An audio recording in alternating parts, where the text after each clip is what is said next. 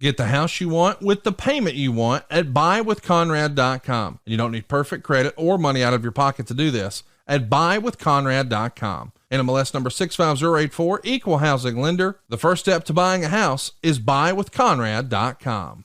JR, how are you, man? Man, they piss me off. Inferring I have no passion, phoning it in. Are you Grilling JR.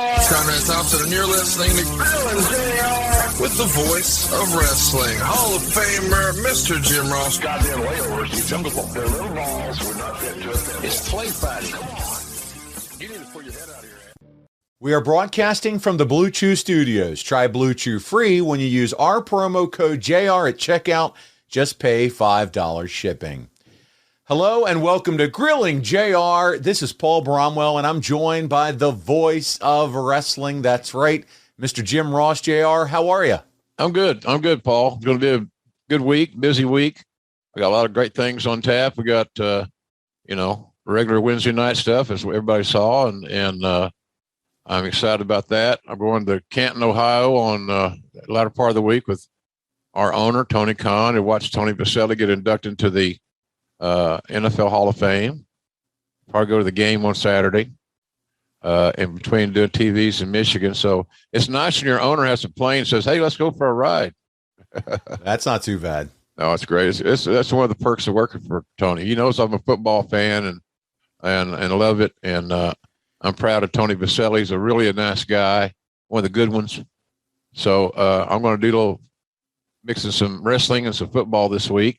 Then I got an appearance on at the New Jersey State Fair on Sunday. Okay. So that's going to be kind of fun. Make a little appearance. I don't do many of them.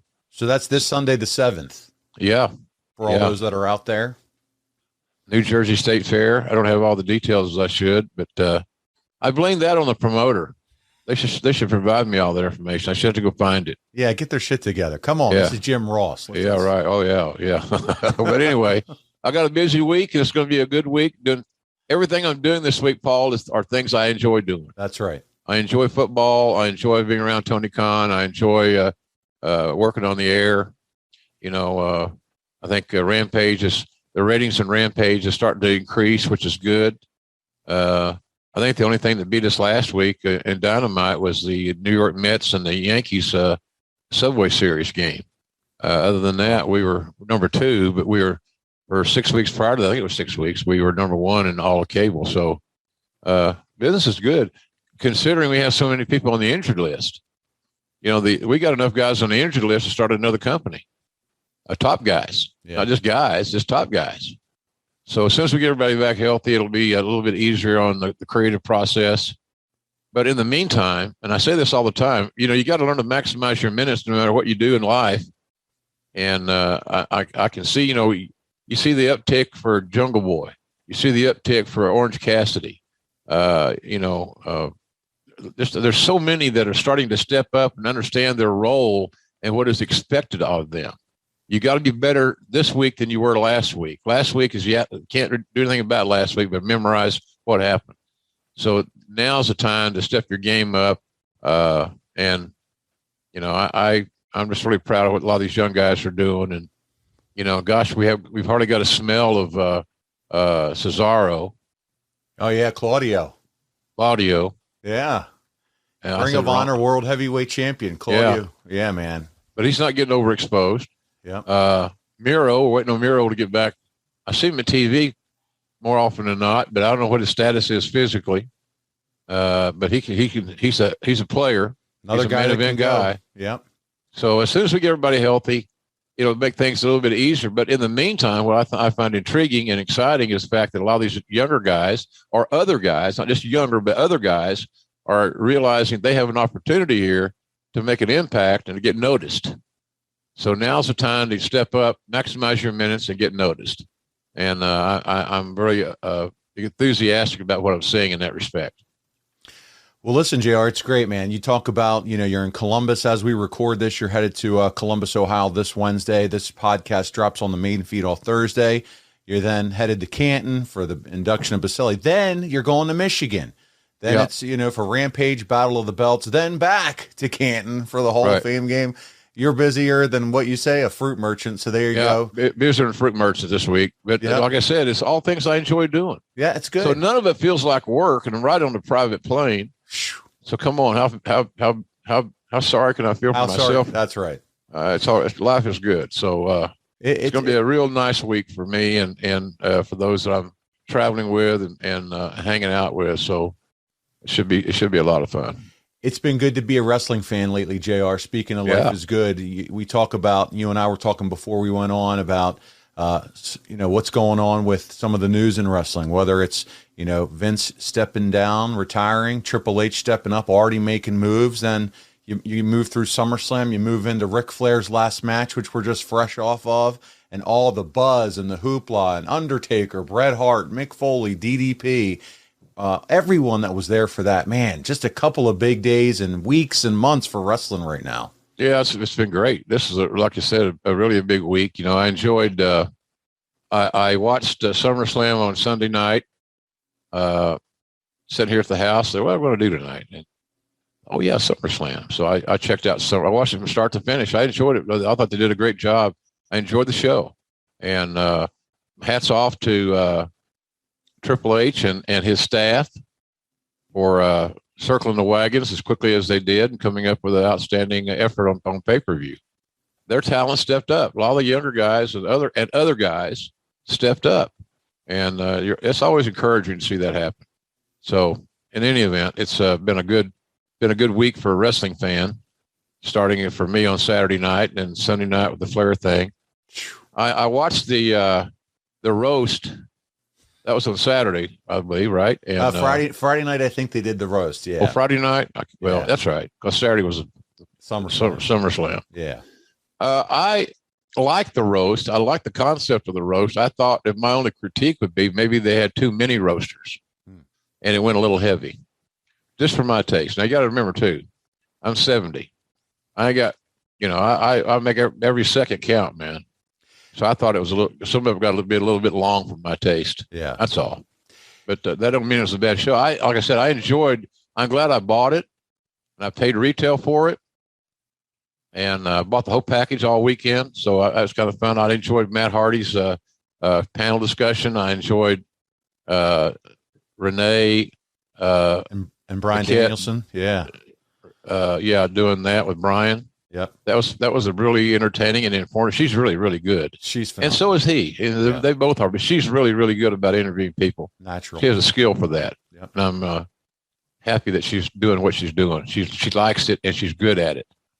You like to see people in wrestling that like it and are good at it. And she fits that category very neatly. So, but I enjoyed that. I just, like I said, I thought that some of the roasters, which means nothing, quite frankly, but some of them I didn't know who they were. And they should have done a little bit better job of introducing themselves to just tell me who you are. Yeah. Because contrary to your inflated ego, nobody knows who you are, and most people don't give a shit.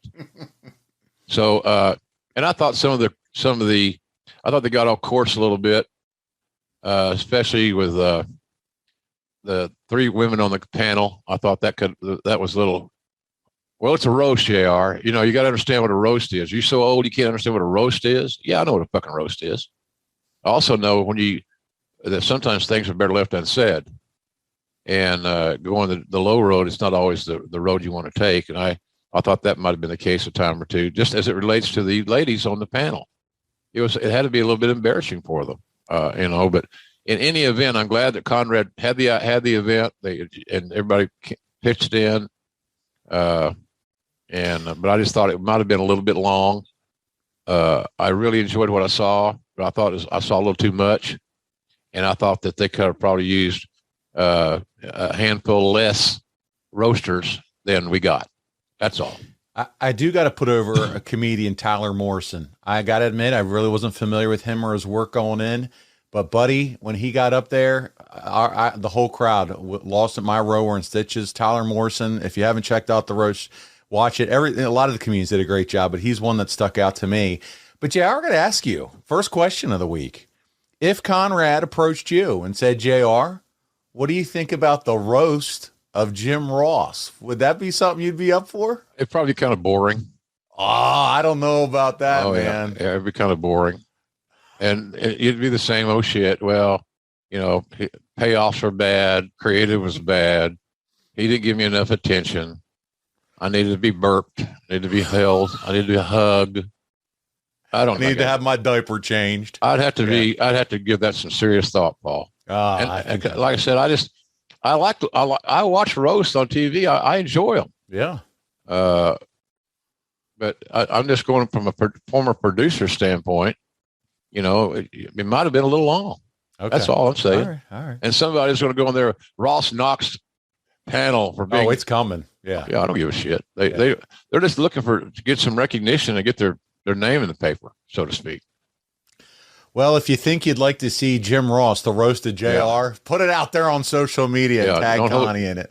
Don't hold your breath. Starcast 6. There you go.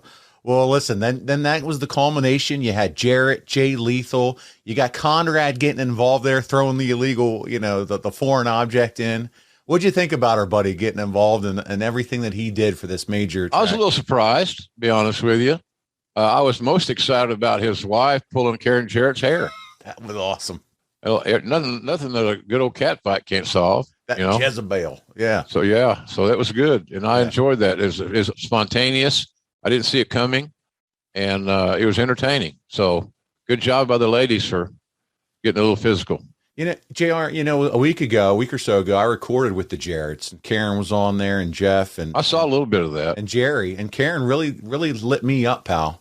Did Jerry know he was on camera? He did. Is he aware now that he didn't say shit?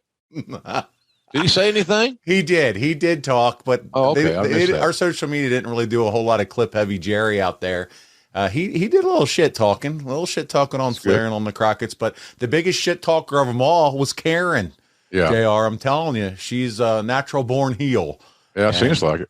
JR, we're going to pause right now because I'm excited to talk to you about Chili Sleep. Chili Sleep. Oh, love it. Sleep don't you, cool. JR? Oh, yeah, man. The worst thing in the world is wake up sweaty. It is. Unless you but you know what I'm saying. Right.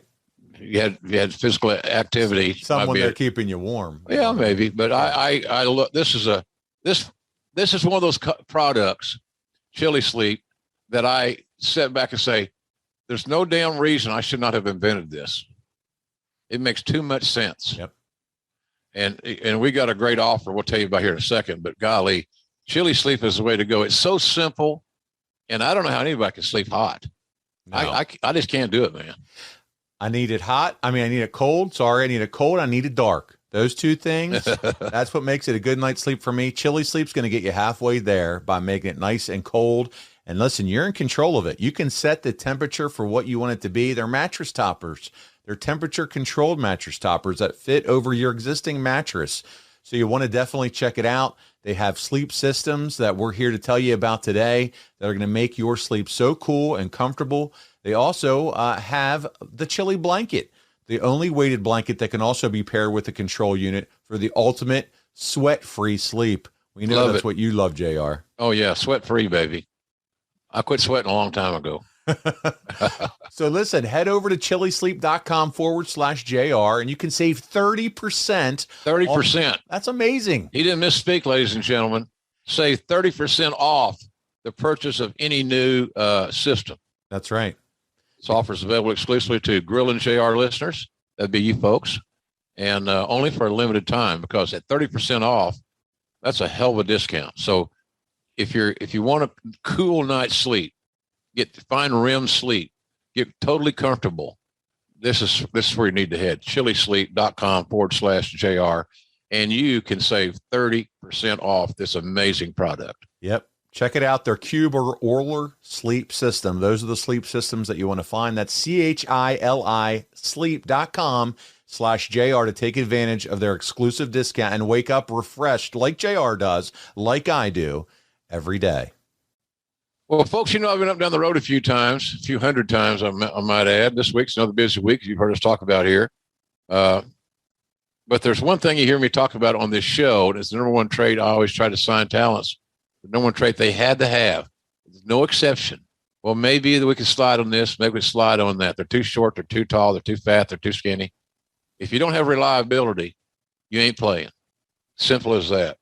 And that's why I want to pause right now and share with you the reliability of rockauto.com.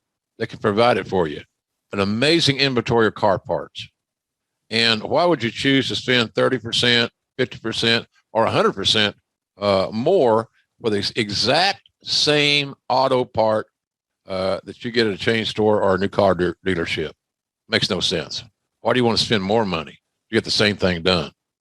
That's money that you can use for other important things like all your favorite barbecue sauces from jrsbarbecue.com. See how nice that was? RockAuto.com is a family business. You guys know I'm big on family businesses. I got one myself. It serves the auto parts customers online for 20 years. They've been doing a great job. Go to rockauto.com to shop for auto and body parts from hundreds of manufacturers. They have everything from engine control modules, brake parts to lamp. They got everything.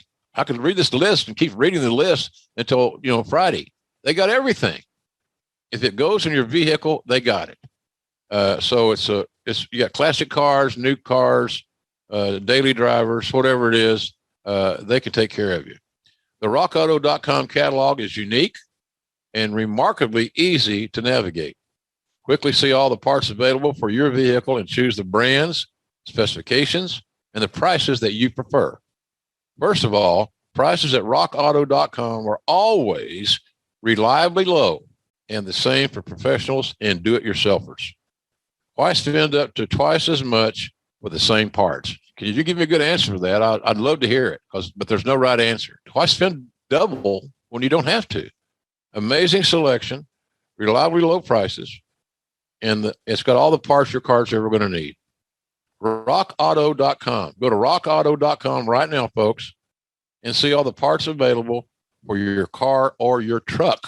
I want to suggest to you that you write JR in their "How did you hear about us?" box so that they know that the voice of wrestling, that'd be me, good old JR, sent you. I appreciate it. So that's in the books. Ric Flair's last match is over and done with. But, buddy, here we are, me and you today, and we're going to watch a little old WCW Saturday Night from August 8th, 1992, 30 years ago. And this is all about Ron Simmons, man, winning the WCW World Title. And we're going to talk about everything else that was going on. We're going to see Jake Roberts arrive in WCW. You ready to do this one today with us? Yeah, I'm ready. All right, so listen, all of you that want to do the watch-along with us, go ahead and fire up the Peacock machine. It's Season 1 and Episode 19, WCW Saturday Night. Again, Season 1, Episode 19. JR, have it for us. I'm going to cue it up and hit play for us to watch it together. The matches that we're going to watch, they were taped at Atlanta's Center Stage Theater on July 27th and from the Baltimore Arena on August 7th for this show. And we're going to get right into it, JR. It's a hot clip. They're going to show that recap of Ron Simmons. So hopefully everybody's had a chance. If not, too bad. We got to get started here. Season We got 1, work to do. We're burning daylight, 19. kid. Let's go. That's right. So let's do it in 3, and I'm going to launch this here. 3, 2, 1. Here we go, JR. Hit play.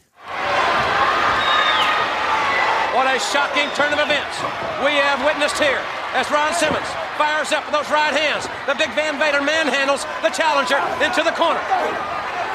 Vader with those heavy hands. Those right hands find their mark, but Simmons blocked it. Simmons comes back with right hands of his own.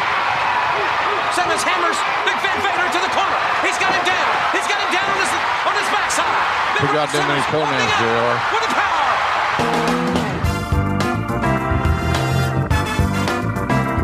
So that's it. That's how it starts off. We're going to talk all about the big title change here. They get into the music.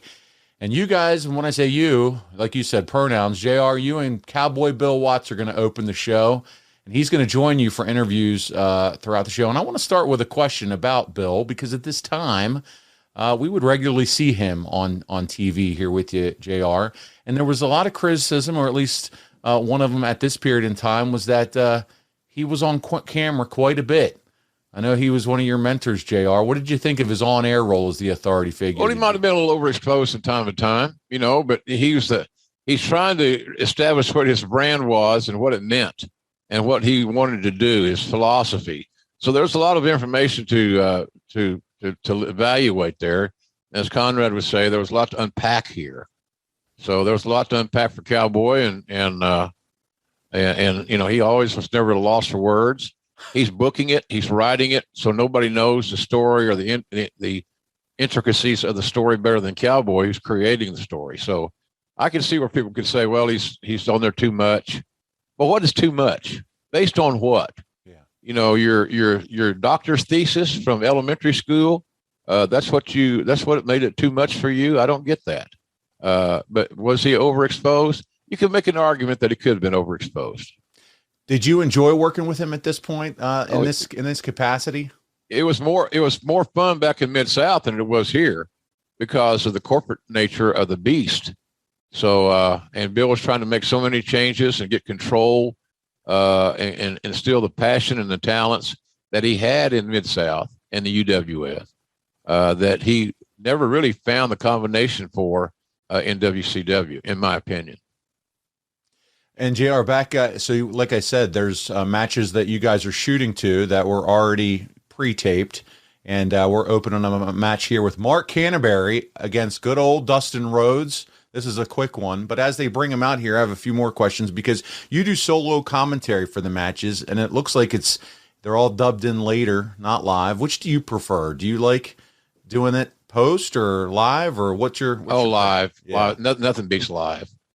There's nothing that beats live. The art form of doing it, being an outstanding wrestling broadcaster is the ability to do something in post-production that closely resembles live, but nothing replaces going live. We had Tony Gilliam. He was the ring announcer here at Center Stage. Any memories of Tony working with him? Tony was his own worst enemy at times. Young, enthusiastic, talented kid from the Raleigh area. I think he kind of got hooked up through the Crockett connection with the Murnicks, Elliot Murnick. I can't remember the other Murnick's name, but there were promoters over there, and I think Tony Gilliam was kind of one of their young proteges. Meaning he probably went and got Diet Cokes and burgers and stuff like that for a while, but he was conscientious. He was damn sure ambitious. Let's say that. Well, in the ring, like I said, we got Mark Canterbury. It's this one only goes about 3 minutes long, but we just saw while you were talking there, JR, Greg Valentine and Dick Slater, they came in, they inserted a promo on Rhodes and Barry Windham. It was announced during the contest that Sting would not be in Chicago or Chattanooga, Tennessee in the coming days due to the injury that he had sustained in Baltimore at the hands of Jake Roberts. But man, I tell you what I remember Canterbury from. He'd be the famous later on as the hog farmer, Henry Godwin. Henry Godwin. And I always thought he was underrated as hell. You can see that when he was Henry Godwin, Mark was probably another 50 to 75 pounds bigger than he is right now. But really the athletic big man, my thoughts on athletic big men, they make you money if they're booked correctly. But I've always had plenty of time for Mark. He's a hard worker, tough guy, big, tough, durable guy. Always liked his game. And, he had some injury issues and other things that kind of created bumps in the road, as a lot of guys do. But he's a talented dude, no doubt. Hey, JR, it's time to share with our listeners something that we're both super passionate about, and that's protecting our families. And yes, we're talking about GoliathLife.com. And it's really about peace of mind. I want you to think about life insurance for a second. We all have medical, we have auto, and we're not sure if we're ever really going to have a need for those, if we're going to have to use it. But unfortunately, JR, you and I talked about it on this show. Death happens. We're not going to live forever. But we got to make sure that we have the proper things in place, like life insurance, to protect our families. Isn't that right? Oh, yeah, you got to. It's common sense. You gotta do all you can realistically to protect your family. Life insurance is one of those solutions to a tragic problem that's going to beset everybody. So it's just a way of life. And so you can either ignore it and be stupid because you want to spend an extra couple of bucks, or you can do something about it and cover yourself, and more importantly, cover your family. Because you got to wonder, what happens to my family when I'm not here? What happens to my family when I'm dead and gone? have I done a good job? Have I been a good father? Have I been a good husband? Have I been a good significant other by getting life insurance? You can't live without it. You may say you can. I have all these years. Well, you're lucky. You're just lucky is all I can tell you. That's right. And guys, listen, GoliathLife.com knows what they're doing. They streamline the entire process. They get quotes from more than 20 carriers within minutes. You pick the terms and payments to fit your budget, and they are there to help. And it's so easy. I know because I've done it. They sent someone to my office, and I skipped all that, the hassle of the phone calls and the paperwork and all the extras. GoliathLife.com makes it simple. So get GoliathLife.com right now. Get a quote. You can get multiple quotes right now from the comfort of your own home. GoliathLife.com. Go there now. Begin your application. Just a few easy clicks, and you'll be on your way to protecting you and giving your family peace of mind. Yeah, and remember, no hidden fees. No upsells, no hassle, hell, not even a phone call. That's right.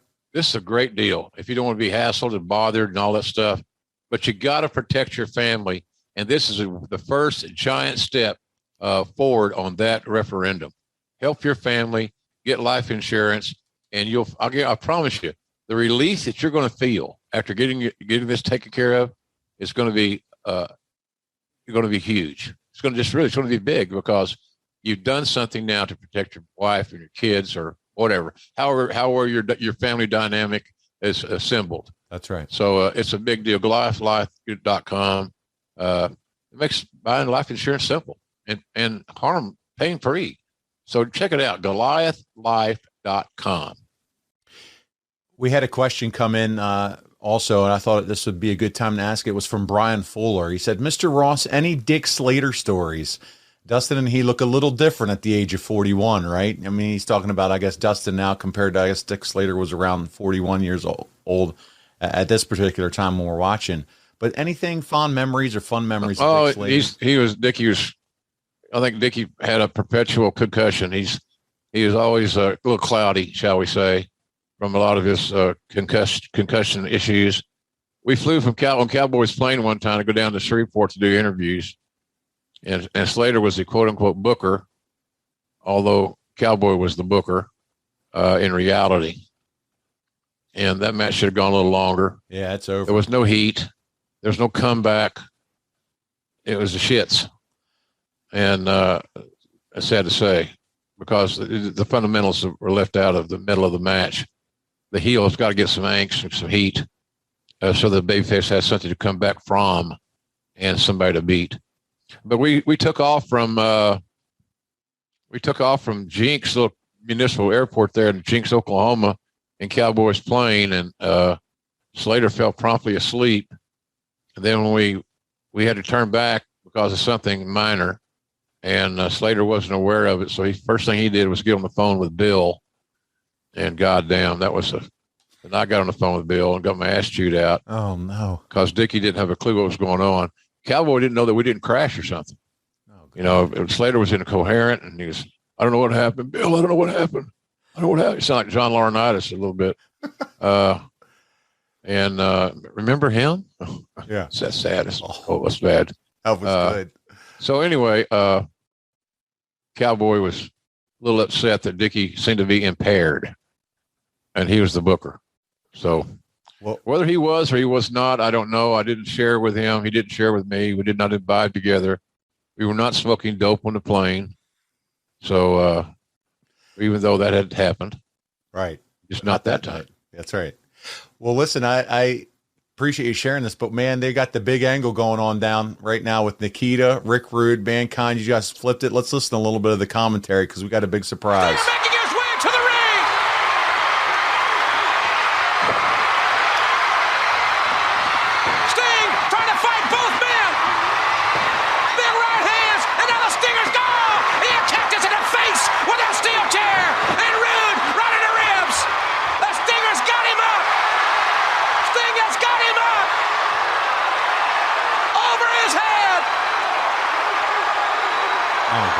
I detest these goddamn pronouns. Arms extended over his head. The referees are there. This is chaotic.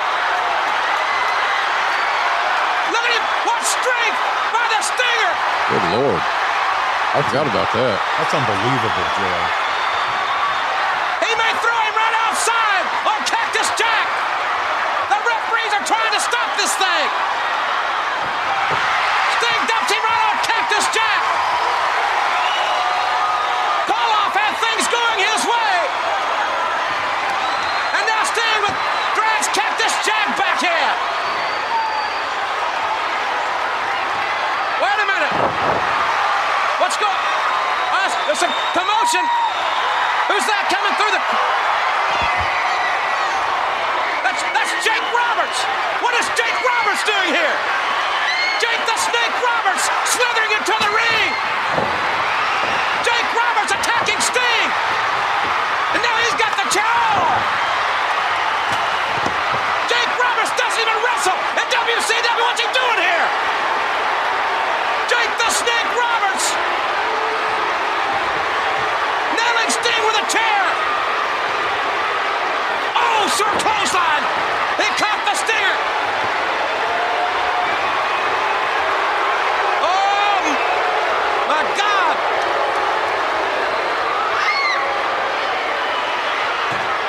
Roberts with that steel chair. Jake the Snake. These are the days when a DDT is used as a finish. DDT, he dropped him on his face. Or a knockout blow, not a high steel spot. chair with a DDT. Jake the Snake Roberts coming out of It's pretty damn nowhere. effective when it's used that way. Manhandle the referees. It's not so effective when it's a high spot. Slapping Sting in the It's face. embarrassing. The DDT around the chair. The Stinger's got to be out of it right here. Not another one. Not another one. And oh! Another DDT. Right on the chair. Oh, man.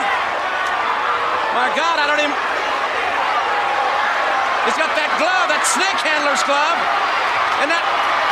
What's going on here? Oh, no. Oh, no. Sting is out of it. The referees have been... The locker room is finally empty, but Jake the Snake... Oh... The Steiners and Ron Simmons there. There's Barry Windham. Sting is hurt badly at the All the hands top of Jake baby the Snake faces. Roberts. Perfectly He's got placed. some huge reptile there. That evil, despicable, devil-like Jake the Snake Roberts coming right out of nowhere.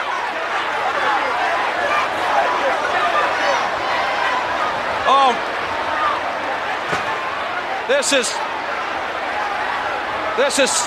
is horrible. Sting needs medical attention, and he needs it badly. That dude over there on the far Jake side of the the ring, that Snake red shirt, Roberts. he just come real close to getting kicked out 2 or 3 times. He was really? he was biting he was going for it all, man. The guy with the red shirt and the glasses, the old guy. Yeah. Oh, wow. Okay. The DDTs on the chair. Sting is hurt badly. Jake had a hell of a mullet, Jake the didn't he? Snake. He's something leaving else. the arena. Listen, ladies and With a gentlemen, I give you Exhibit A of why you have the moniker Voice of Wrestling. That was just you all by yourself. And you want to talk about excitement for everything that just happened, making it feel like a surprise, taking you on that journey, that emotional connection. Let's listen to what you and Cowboy had to say. was designed to end Sting's career. Luckily, that did not happen. We are very lucky. You know, when a guy like Sting or any other of our professional athletes are injured, we want to find out just how bad that injury is. And you take the precautions because that was a neck injury. And so you make sure that he's carried out in the proper manner to not add or aggravate or make the injury worse. And I think WCW had handled everything up to that point very well. The officials were on the scene. They were trying to restore order. But there was a wild card in the deck, something nobody could have ever anticipated. Jake the Snake and his appearance. And, of course, Sting is all right comparatively.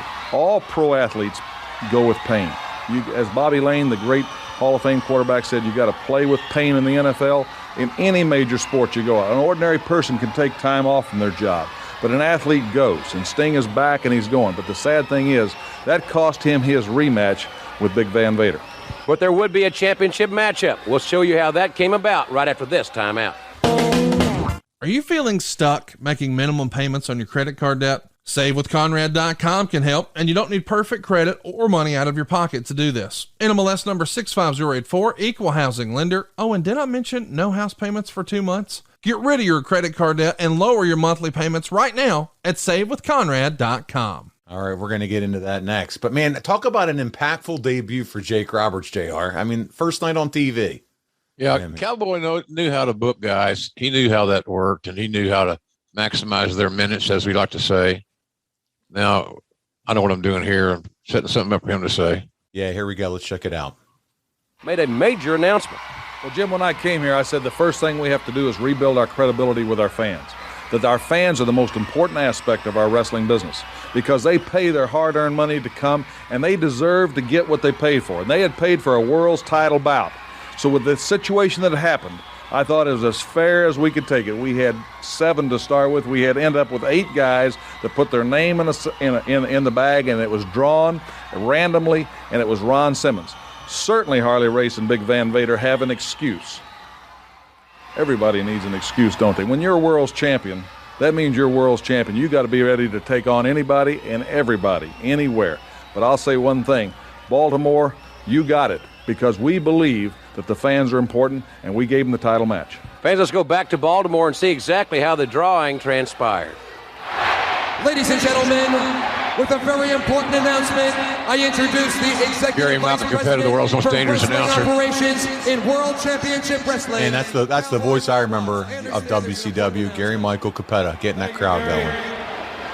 You know, I'm sure it'll take some time to get to the bottom of all this. I've been in this business too long to where everything just comes out on the surfaces as it originally looks. However, I want to say one thing to everybody here in Baltimore. You paid to see a world's title match. And by golly, you're going to have one. What we've done, we've got 7 top contenders. And we're going to bring them out here, and we're going to have a drawing. They're going to put their names in this sack, and we're going to have a drawing. This is all Bill Watts, right? Oh, yeah. We want to get all the names in the sack, and then, Gary, we're going to let you draw. And whoever you draw out of that sack is going to wrestle Big Van Vader for the world's title here tonight. But Gary, we're going to have you make the drawing, and whoever you pick that comes out of that sack. Wait a minute. Ain't no world title matches going down around here without my name in the sack. I'm the United States champion. I am the #1 contender. Without a doubt, as a U.S. champion, you're the #1 contender. Put your name in here. All right, everybody, we're adding to the list Ravishing Rick Grizzly Rude. Smith, Jake Roberts' father, one of the Kentuckians, holding the sack. He got left holding the bag again, Big Grizz. The All-American Ron Simmons.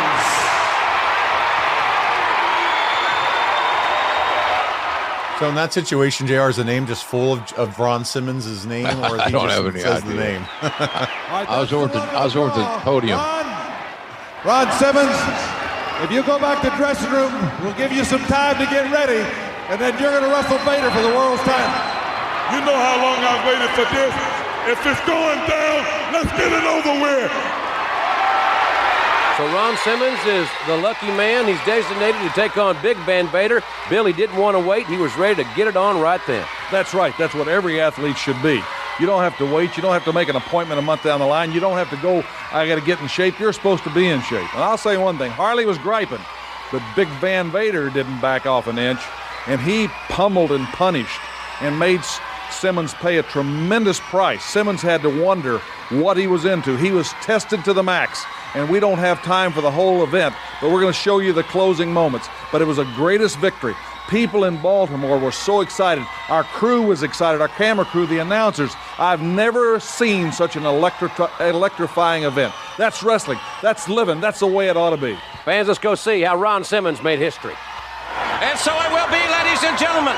Ron Simmons, with the luck of the draw, he will have the opportunity to wrestle for the championship. I fear no man, and I feel no pain. Vader with those heavy hands. Those right hands. Leon could make a punch just look like he was killing the guy, and sometimes they did. But he was so believable. He's got him down. Best super heavyweight I ever saw. Most athletic super heavyweight I ever saw. With the power. And Ronnie Simmons didn't realize how good he could be. He had never had really an opportunity of any sort, any major singles area. With all he's got here in the early going.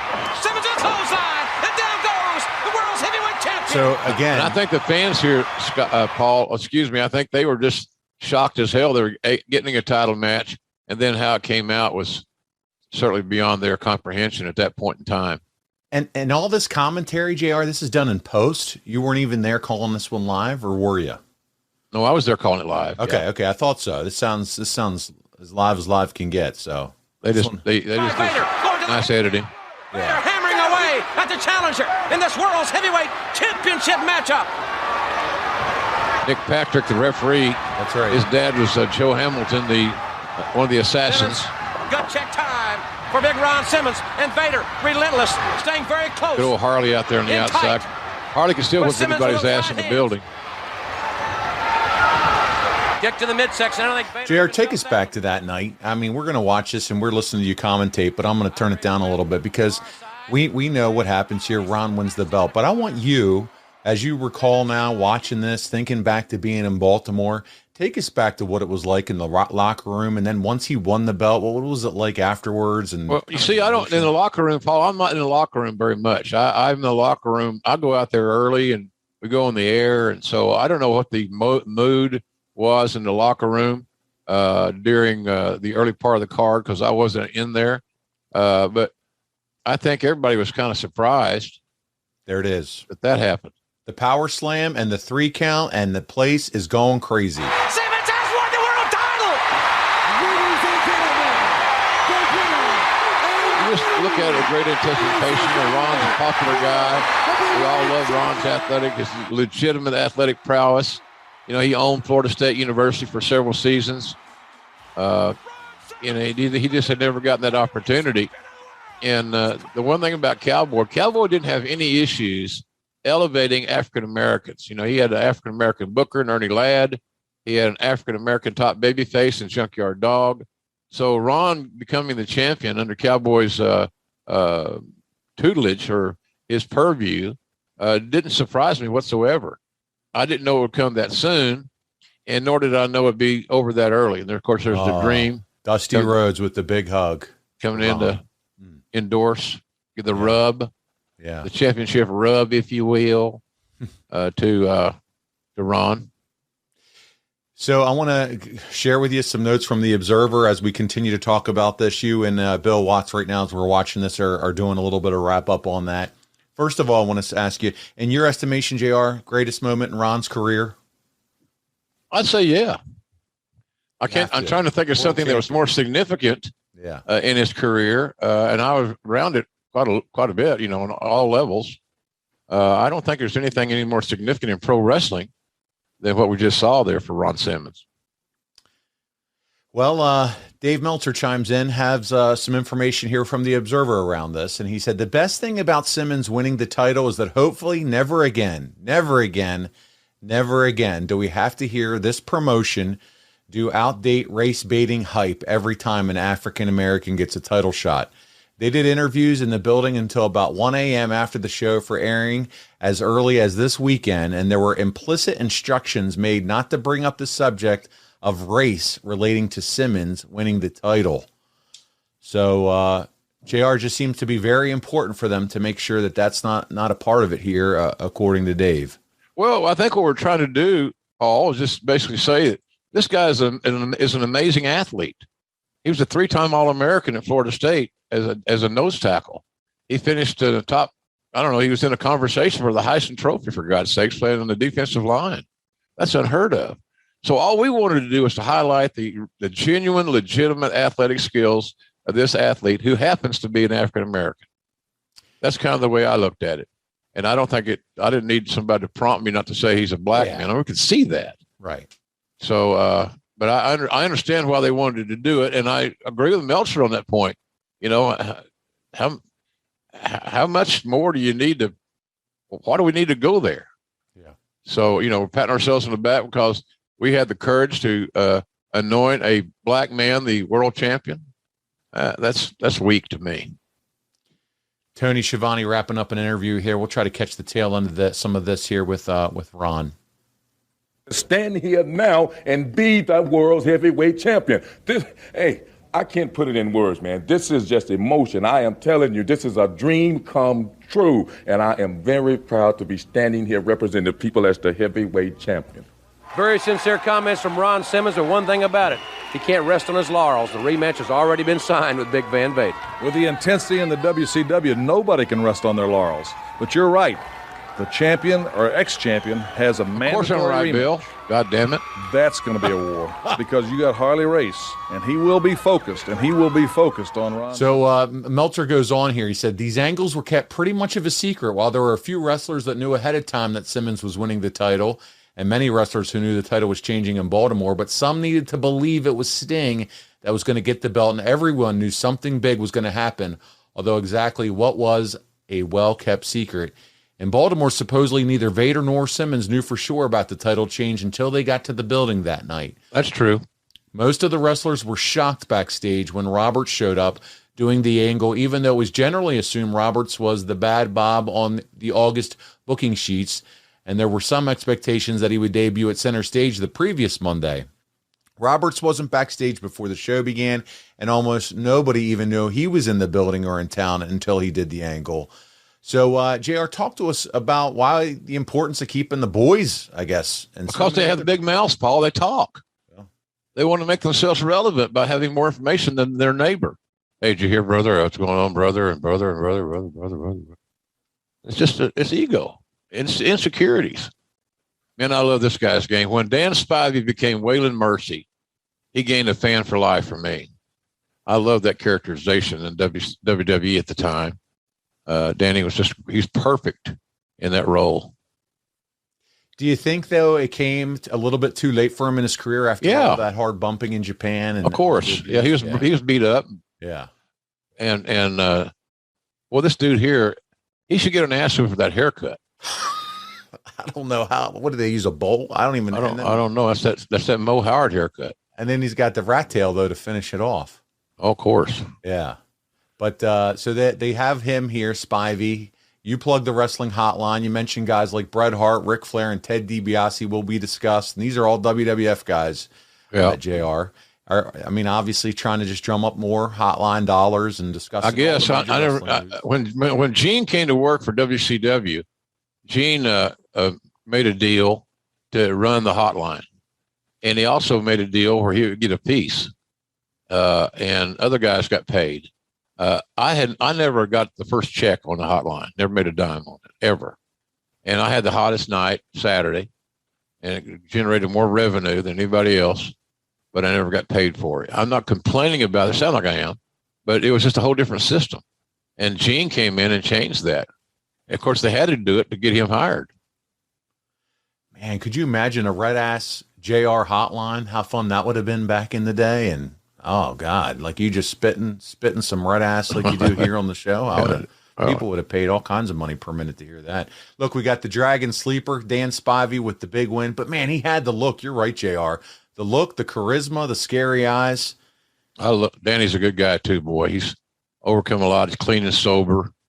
You know, he's married to Ann Russo, who was one of my assistants at WWE for so many years. They live down here in Florida. I haven't seen Dan in a long time, but he's seems to be doing well, healthy. But man, they always call him in the Tampa area Dan the left-hand man, because he would knock your ass smooth out in a street fight with that left hand.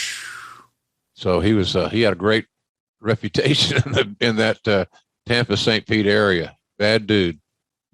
I always liked Dan. Well, there we go, promoting the WCW fan club show now. But I wonder how that's going. Yeah. Well, hey, this is going to be a fun one because, look, two of your favorite wrestlers are in the ring, Chris Sullivan and James Moats. I think they're about to get their ass kicked, JR, because here comes the Junkyard Dog and Mr. Hughes. They were calling him Big Cat at the time. Yeah, Mr. Hughes. Big old Curtis. Curtis got him. We talked about Curtis's wrestling school. They're based in Atlanta. At that point in time, JYD just did his most athletic move of the night. His dance on the apron. Old dance on the apron.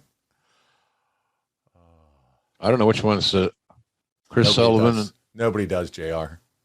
I guess it doesn't matter. No. It does if you're James Sullivan's family, I guess. It does. James Moats and Chris Sullivan, whoever yeah. Look how big old Curtis is, man. He's thick. Played defensive tackle for the Kansas State Wildcats, I used to tell him. And still they started beating OU's ass from time to time, then I had to back off. What did you think of this character change from Mr. Hughes, turning him into the big cat? Well, I always thought Curtis had unlimited potential. Curtis just had some health issues. You know, he'd fall asleep driving a car or something. He had sleep issues. And so he never was totally healthy. So, but I always think I like Curtis. He was a respectful guy and had a good attitude. Of course, JYD just trying to figure out how he can hang on a little bit longer. Seriously, I mean, you know, he was heavy. He's probably 25, 30 pounds heavier than he needed to be. That kick wouldn't break an egg. He just did. Oh, man, but he had those headbutts down pat, buddy. He had great, here's the thing, seriously, he had a great personality. He did. Unlimited charisma. Yep. He just couldn't execute anymore. He was out of shape and he's blown up. He's blown up right here. He's breathing through his mouth like he's a racehorse. Well, that's an illegal tag, by the way. If you're going to have a legal tag, both feet got to be on the apron outside the ring, but that's neither here nor there. I was going to say, I don't think anybody even pays attention to that rule anymore, JR. Probably not. No what way. What do they pay attention to? Not much of anything, I don't think. No, and a lot of wrestlers don't realize if you just use the rules to your own benefit, you're going to be way ahead of the game. Use the rules for your benefit. Your friend. Yeah. It's not anarchy rules. Oh, look, there's the nice regular tag. Hey, they're tagging in and out quick. This is like Rock and Roll Express tagging in and out over here. These guys in their red pants. Now, this guy's getting ready to get destroyed earthquake style. Holy smokes, what an elbow. Big old time elbow. And it's over, bud. That guy, we'll see you next week. So you noticed who got the fall? The younger of the two. Big Cat, yeah. Big Cat got the fall. That tells you all you need to really tell you about that. Call Jim Ross. There you go. 99 cents a minute. Got to be 18 to talk to JR, though. That's right, by golly. Well, listen, during that match, Jim Ross, they announced Nikita versus U.S. champion Rick Rude. The match that was taped on August 2nd, 92 in Baltimore will be shown in its entirety on tomorrow's WCW main event program. So for all those that want to go back and pull that up on the Peacock, you can have fun and check that out. So there we go. Van Hammer, JR, and Tracy Smothers. Yeah, good old Tracy. Rest in peace, Tracy. I got to meet him down in Huntsville for tough guy. Low-key Big Hog weekend with Tony Schiavone a couple years ago, and he was a great storyteller and just great to meet him. Yeah, tough guy, boy. Good football player. I think he played at Carson Newman or something like that. Now, this is where WCW's upper management wanted the WCW to be more WWE-like. That's the reason Van Hammer got created. Yeah. He's a sports entertainment guy, if you can't tell. Sports entertainers. Yeah. Yeah, he'd be in the Jericho Appreciation Society. And certainly Tracy is a pro wrestler. Yeah, definitely two different styles. Yeah, he passed away about, a year ago? Something like that. Year, 18 I always months. liked Tracy. Yeah. I tell you what, he and, what Armstrong was it? Brad? No. Oh, hold on. I'll look it up. Go ahead. You can go ahead now. Well, they were part of the more underrated tag teams that we had come through there in a long time. Scott Armstrong. Isn't that right? Who's the referee? God, then there's a ton of Armstrong. Oh, that's Pee Wee. No, I know that's Pee Wee Anderson. Scott Armstrong's the referee. Yeah. Steve Armstrong. Yeah, I believe it's Steve. I think it is. Anyway, they're a really good team. And they don't get the credit that they deserved over the years. Steve Armstrong and Tracy Smothers, the wild-eyed Southern boys. Yeah, they were good. They were very good. They had a couple of matches on some clashes I thought were outstanding. A lot of Armstrongs. I just saw a couple of them at StarCast this past weekend. Road Dogg was there, and Scott was there, and that's good. Conrad did a good job of staffing that Flair thing. I thought a lot of good, really talented. Tom Pritchard was there putting matches together along with other guys, and I think that's pretty cool. So Conrad covered his ass, and that takes some effort. Oh man, I tell you what, it's a who's list of people that were there, influencers in the business that were there. And you're right, he did it the right way. But the Armstrongs, man, what a family, what a wrestling family, what a legacy they'll have for a long forever. Time. Yeah, they'll have that legacy forever. Quite frankly, their dad was such a class act. Golly, what a nice man, Bob Armstrong, the Bullet. You can't. Cowboy loved the Bullet when Cowboy booked Atlanta. He always knew that Bob would have great matches no matter who he worked with, and would do this. Here's an interesting concept. He sold tickets. You can't have a conversation with Arn Anderson without him talking about his love for Brad Armstrong. Oh yeah. Yeah. Well, we all love Brad. Yeah. Brad's. How do you not? How could anybody have any heat? God damn it. Brad Armstrong is a great talent. My name's not Jim Cornette. I all those guys. Brad Armstrong was about as good as you get. Brilliant in the ring. Yeah. Nice shoulder breaker. That should be a finish. Worth a nice shoulder breaker. Yeah. There's where you get a kick out at one when the guy says, "Fuck you, I ain't going to sell your shit, so I'll kick out at one." That's exactly what happened. So that's what he did. I got to ask you, did the WWF, did they ever show any interest whatsoever in Van Hammer in the later 90s? If they did, I'm not aware of it. If they did, it was not something so prominent that it jumped off the page. So I don't know, but I just don't know of it ever being serious if it did happen. What do you recall of him at all backstage? Anything, memories of Van Hammer, guys like? He was too green. He should have been still in developmental or working indie shots, or he needed another year or so, maybe more, before he was ever on TV like this. Too quick, too soon, too green. They just thought he had the look. That's it. Yeah. And he did have a good look. Yeah, but he wasn't ready for prime time. Nice super kick there from Smothers. I don't understand how you give Dustin Rhodes the opening match, 2 minutes, but give this one, what does this feels like? It's 6:24 where it feels almost like 16:24. Yeah. But they continue to battle out here, and we have Randy Pee Wee Anderson calling the action in there. From Rome, Georgia, Arn Anderson's hometown. That's right. His buddy drove him around. Pee Wee's the guy that used to carry all the big bag of change, quarters for the concessions, the vending machines. The vending machines for JYD. I love that story. Here we go. We're going to get the 3 JR 1. Oh, we're just still doing 1 counts on each other. Yeah, this match is about 3 minutes past its expiration date. And now here we are. Well, they have nothing to do. See, Tracy's working with this guy who doesn't know how to work yet. So him getting a snap mare and into a very loosely applied rear chin lock is not doing anybody any favors. If you ask Tracy, God bless his soul, he'd say, well, that's all the guy could do. Yeah, I just saw 3 kids get up. They headed out. They're going to either concessions or the bathroom. This is just not good right now, JR. What do you want me to do about it, Paul? Rebook I don't know. He's starting to Hogan up, though. And that the wind's just taken out of his sails. But, I mean, this is the problem. Not a problem, but if you think about it, back in the day, so much talent on this roster in this era. We're going to see more of it here soon. And but then you'd have a match like this right in the middle of all of it and just kind of take the win. The match should have been shorter, and Tracy should have been stronger, and Tracy should have gone over. I don't know who goes over here. I'm assuming it's going to be Van Hammer.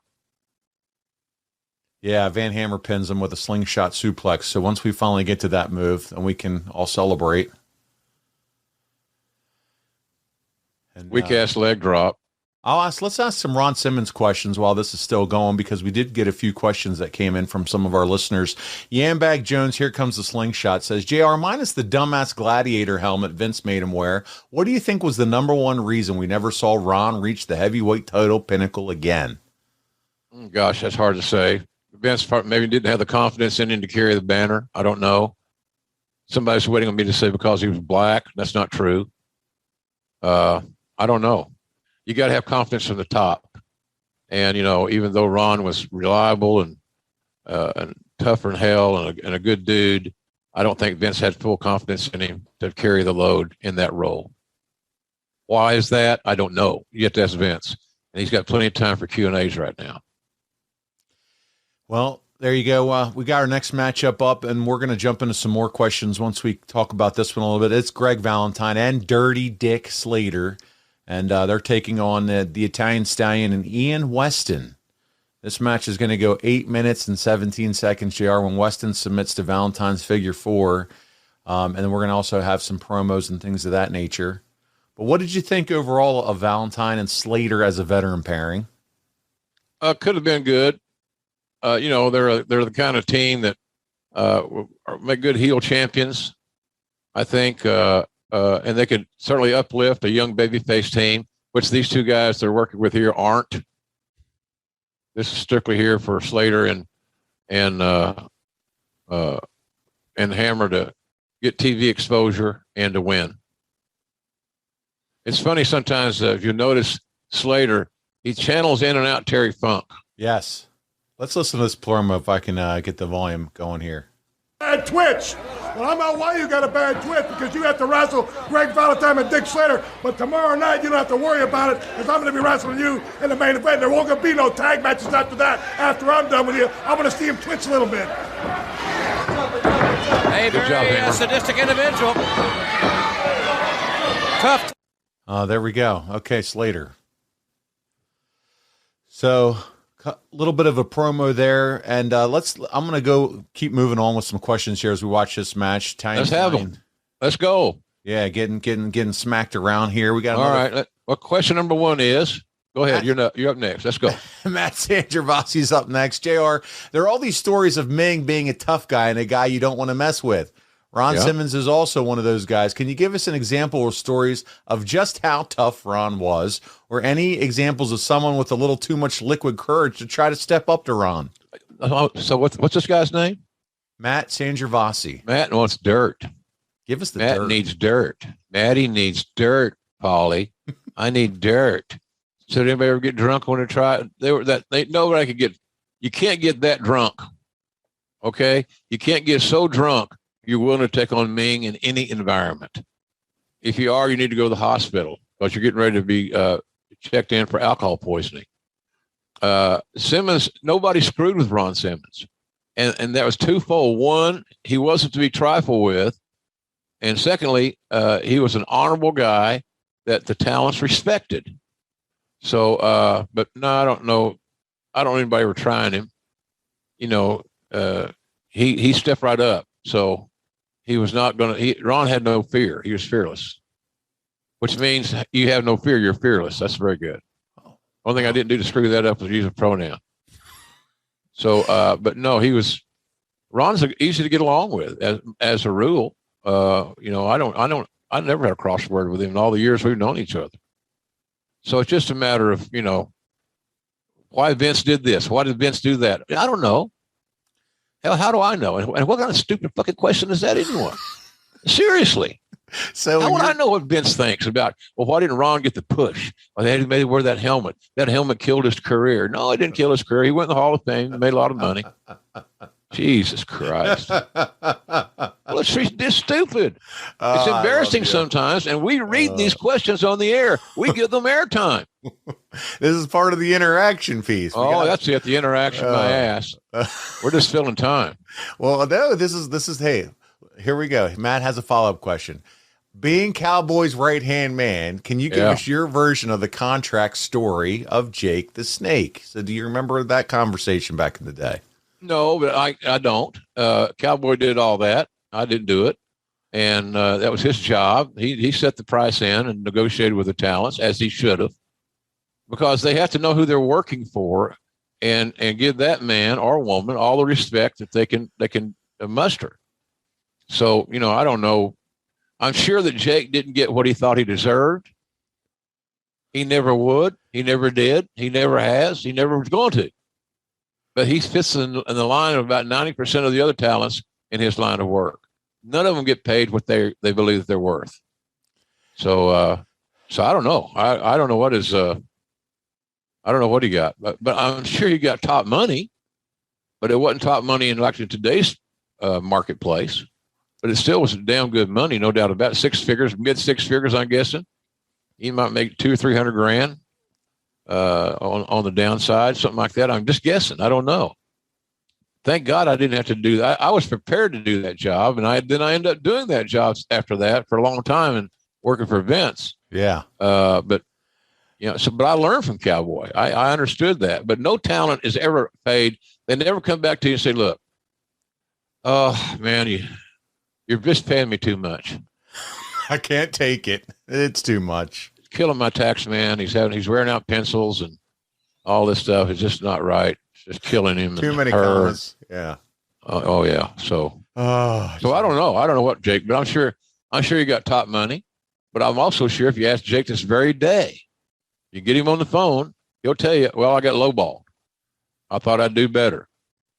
They all think that. Nobody's ever been overpaid that I can ever recall in one time in almost over 40 years of being around this crazy shit. All right, Jay, are you ready for more fan questions? Because I you love them. All right, because it's either that or talk about Italian Stallion who's just rolling around the ring and can barely breathe. All right, so we'll go more questions. Here we go. Bobby KF5 GTX says, JR, why didn't every superstar have entrance music?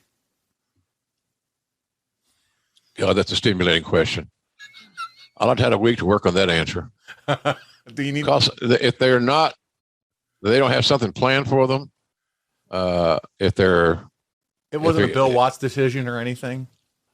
We can make a decision if we want to. Like he just wanted the superstars to have the music, but the rest didn't. It wasn't something like that. I'm trying to help this guy out a little bit here. What guy? This guy in the green, those tights? The guy that asked the question. Oh. Well, it's a production element generally reserved for top hands. And so because you're getting your music played and you still lose in 8 minutes and 40 seconds, still doesn't make you a star. So I'm just saying, I'm if it matters, if you don't have any plans for you, you'll know that pretty quick, especially if you don't have any entrance music. Just needle drop and generic. Maybe you need to work hard on not becoming generic. Maybe you need to work hard on changing the perception of the decision makers. That might be an idea. Maybe you go out there and bust your ass and get real good at something you do. Yeah. And then they'll give you music and pyro and all other good stuff. Earn your music, earn your pyro. Well, why not? There you go. I like it. JR, Jeff Stewart's up next as we watch the Hammer work on the back of this poor kid. He's just getting worked over.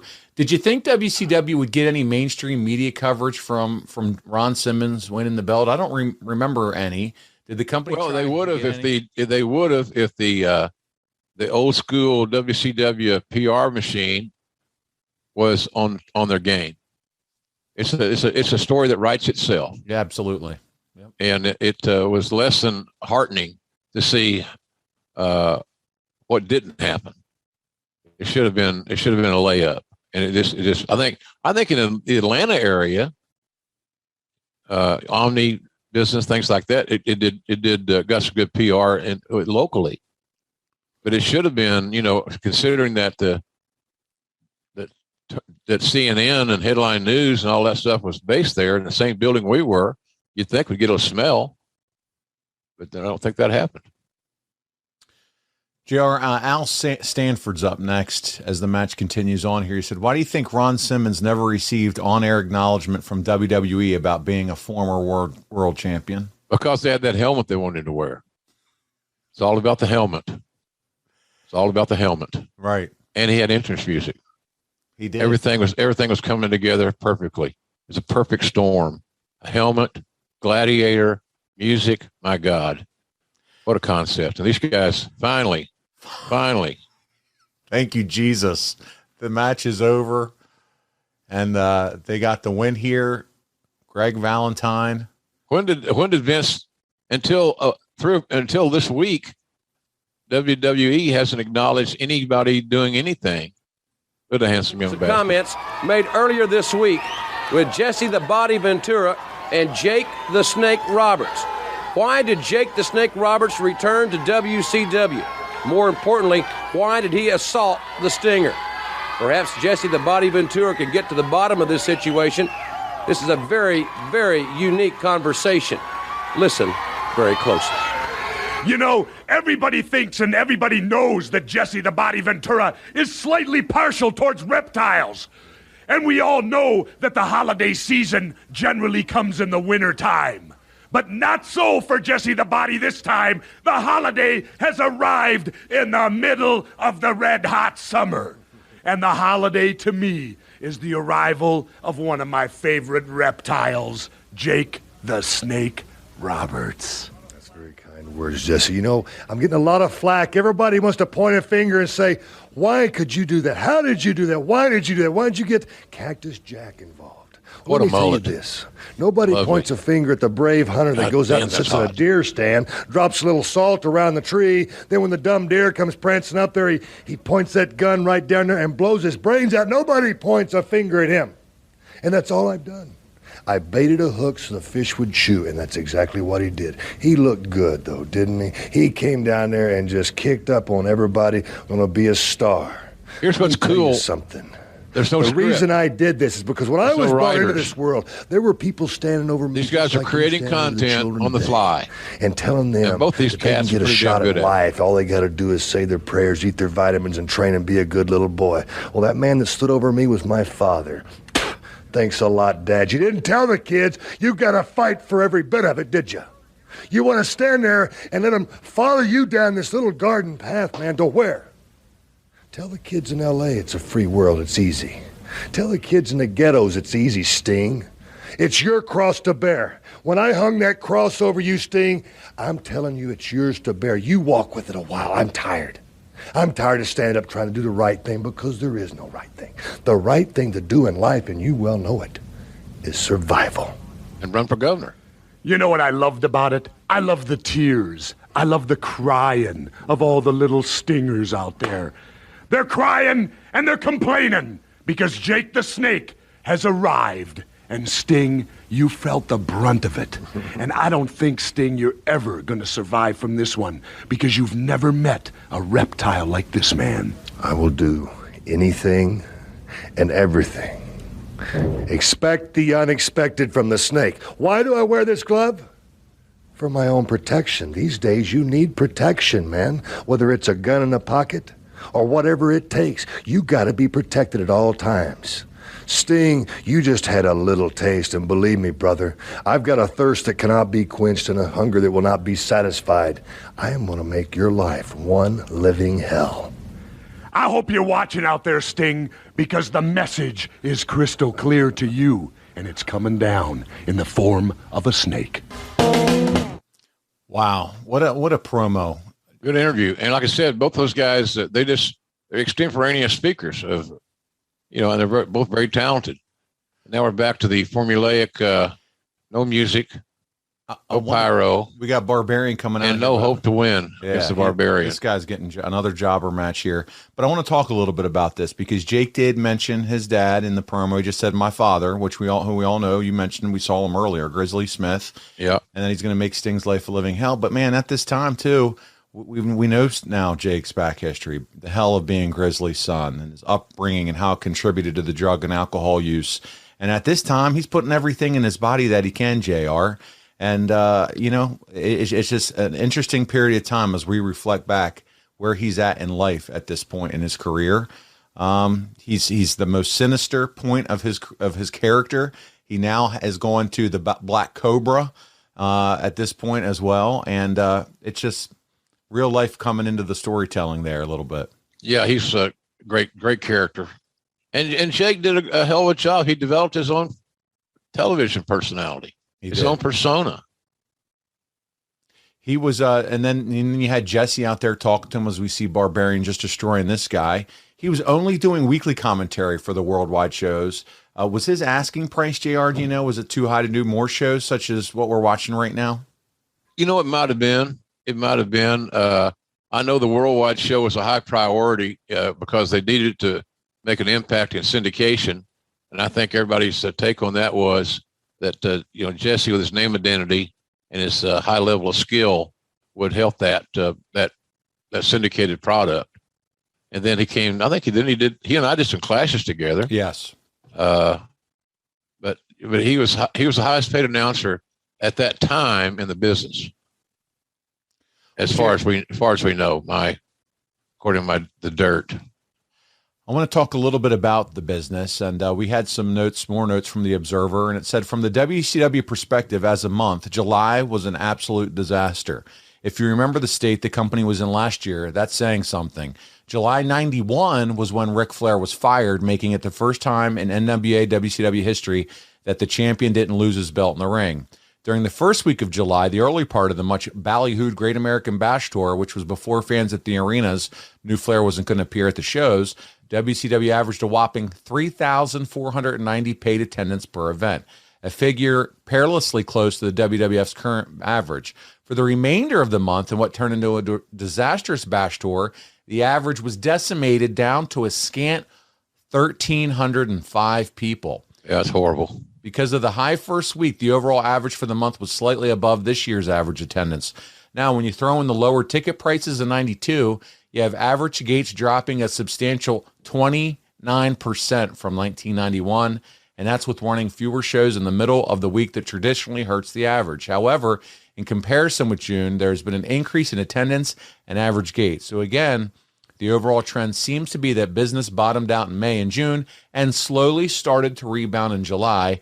Television ratings aren't quite as low as June when they bottomed out, but are still struggling. Where the word disaster comes is in the Great American Bash pay-per-view show.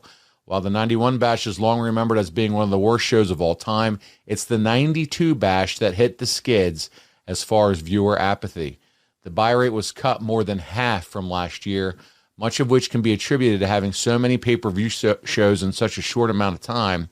But much of the blame also has to be pointed at the company itself for doing such a poor job of promoting the show, including nearly ignoring the show on television the weekend before the event in order to promote an Omni show instead. What say you, Jim? Is this one of the lowest points for WCW? Oh, I think so. I think you just outlined it. You made a case for that point. It just was horrible. We had nobody over. We had nobody that people could not wait to buy a ticket to go see. And it's that simple to me. Just nobody was hot. Nobody was hot. Well, as we talk about that there, Barbarian gets the win here with the big boot. Barbarian, man, he just he never really made it to the big time as a single star. Well, it's called charisma and connecting with the audience. You know, what a sweetheart of a guy, thank God, because he wasn't. Who the hell's going to handle him except maybe Ming, and that's arguable. Oh, let's check this out. You, Doc, Terry, and Paul Heyman. My goodness. Williams and Terry Bam Bam Gordy, along with Paul E. Dangerously of the Dangerous Alliance. Last week, we heard of a business arrangement that you two gentlemen have struck with Paul E. Dangerously. What's going on, Bam Bam? Well, Jim, I think Paul E. and the rest of the world knows just what Dr. Death, Steve Williams, Terry Bam Bam Gordy has done. We have did something no other tag team has ever done when we combine these two titles right here together, right, Doc? That's right. And let me tell you one thing, Paulie, let's get it straight. By the time we come back from Japan, we don't even want the Stars to even be around.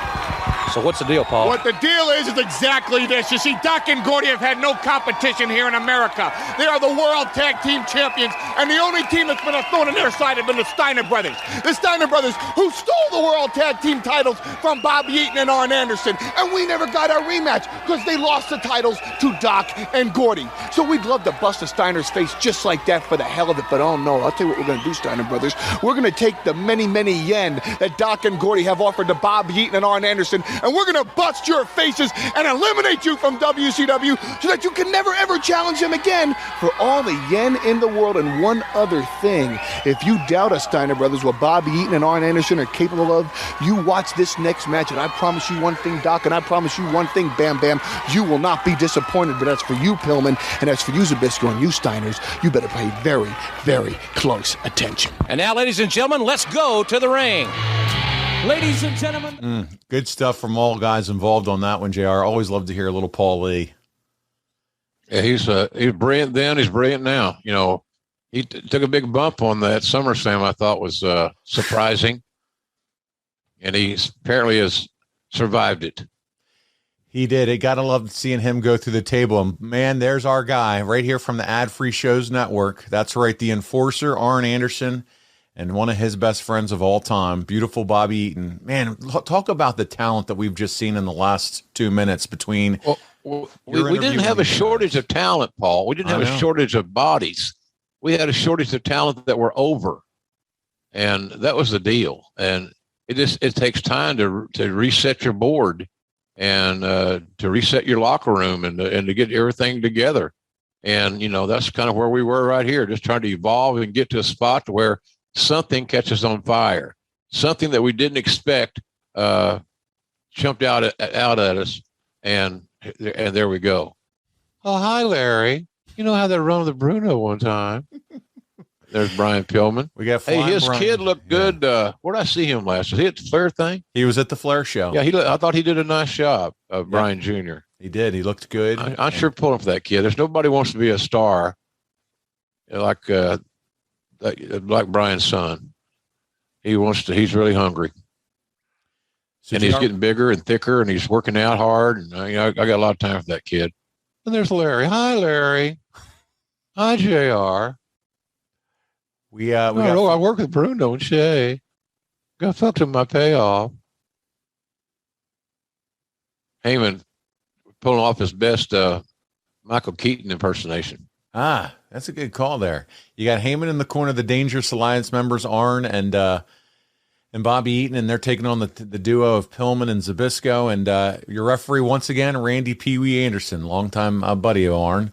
So this is going to be a good one. I hope so, because it's a 21-minute match, JR. Are you ready for this? Buckle up, because we're going to watch a nice long match here with these four, again, talented guys. Well, if any four guys create a tag team match that are any more talented than these dudes, yeah, there's no reason that they can't have a good match. There's no reason they shouldn't have a good match. I hear it all the time on, various shows. I'm a big fan of Busted Open and all those guys.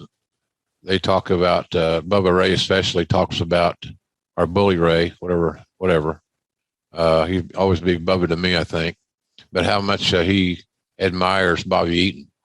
And a lot of guys share those sentiments. There's nobody hardly, I don't think I ever saw anybody more fundamentally sound than Bobby Eaton. As far as a heel, average size guy, just storytelling son of a gun. Bully was again there this weekend, but you know who was also there? Dennis Condrey. That's cool. Starcast. How about that? He was a good hand too. Lover boy Dennis. Dennis is a good guy. And, I met Dennis first time in Mid-South when he came in with Cornette and Bobby. That's a team that Cowboy just put together. There were guys that weren't being booked and utilized in Memphis. So Cowboy went to meet with Jerry Jarrett. Watts brought in Rock and Roll. I think we did better in that trade than Memphis did. I think. I might be wrong, but I think we did. Absolutely.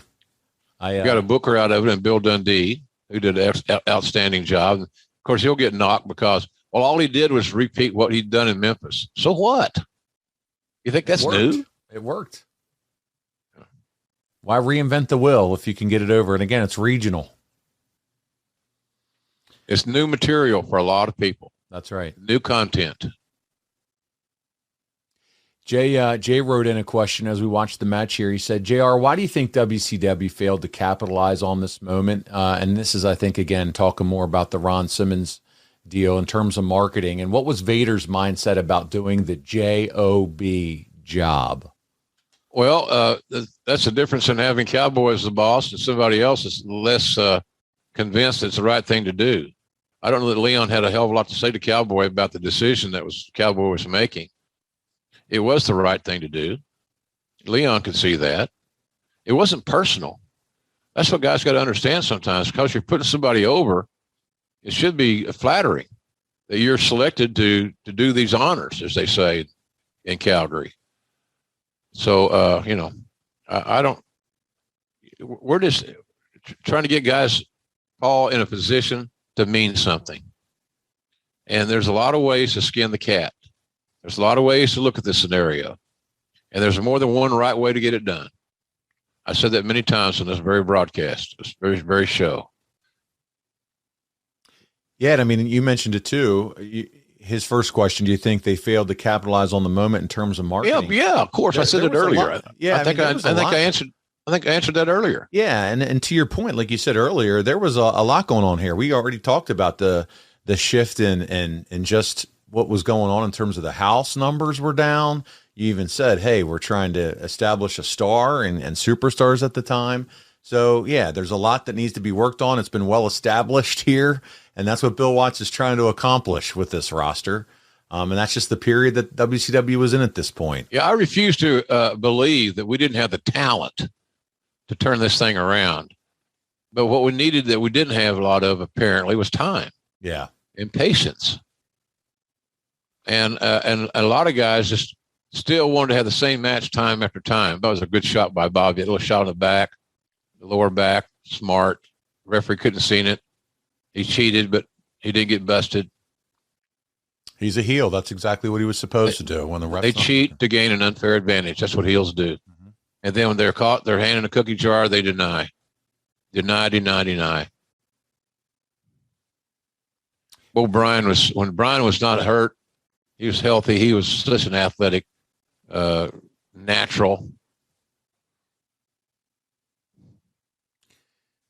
All the skills, and this is the Bengals tights era. Brian Pillman, man, Flyin Brian. He was just a phenomenal athlete. He had all of it. You've talked about his college football background on several occasions, but man, he could do it all. Yeah, he could, and he got great training there in the Hart family dungeon and working in Calgary. That's how I found him.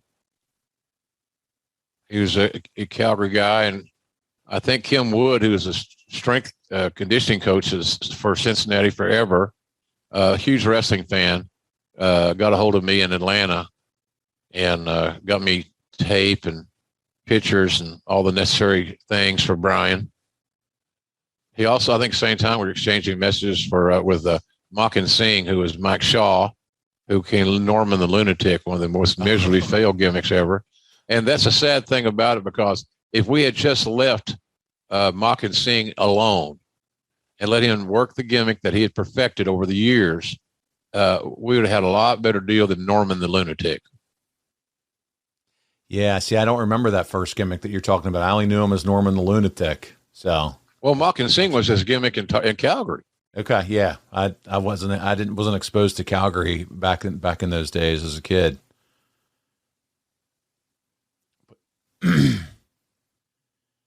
But I tell you what, what I was exposed to was this classic tag team wrestling that Bobby Eaton is putting on, a clinic in the ring, stretching out Brian Pillman right now. Mm-hmm. And to be furthermore, we could say they're doing it all in a very friendly part of the ring as far as Bobby and Arn are concerned. Cutting off that ring, baby. Cut off the ring, working your half the ring, make it a handicap match. As we watch this final move, we had one final question this week that came in. I'll get to you, JR, as we're watching this. Michael Gavin Ali, a.k.a. Badman, says, did Ron Simmons becoming the first black champion from 1992 change the business for good, or was there still a long way to go? Well, I think it's the same thing in any racial scenario. How could, especially if you're or if you are a minority, you're going to say, we've still got a long way to go. In today's society, we have a long way to go. So back then, we knew we had a long way to go. Ron Simmons was a step that came late, well past due. he of African Americans certainly deserved to be the top guy, and should have been the top guy long before that. So, I just believe that, again, like in today's society, race relations, we have a long way to go. And hopefully we'll all live long enough to see better days as it relates to how minorities are treated and represented. Yeah, the diversity in wrestling is it's amazing. Gotten so much better. Oh, absolutely. And, you arguably the best match of the night at SummerSlam was two women that started the show off.